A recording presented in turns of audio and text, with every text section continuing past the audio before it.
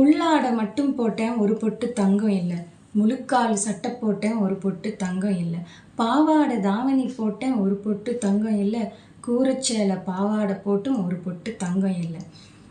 எருமை வயசாச்சு 7 டிகிரி முடிச்சாச்சு, ஏழை புள்ள வேலைக்கும் போயாச்சு, ஆனாலும் ஒரு பொட்டு தங்கம் இல்லை.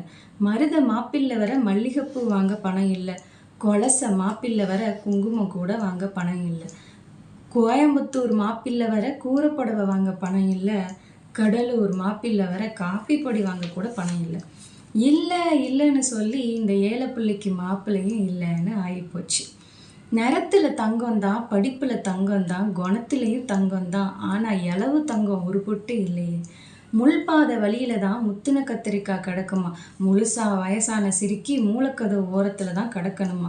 அம்மி கிடக்குது அருந்ததி என் முகம் பார்த்து, கால் பிடிச்சி மெட்டி போட ஆள் இல்லையே, கை பிடிச்சி குட்டி போட துணை இல்லையே.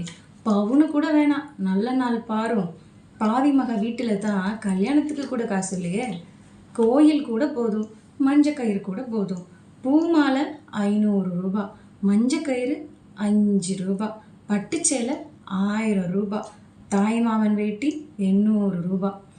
கல்யாணத்தை நிறுத்து, கம்பளி போர்வையும் பாயும் வாங்க காசு வேணுமே.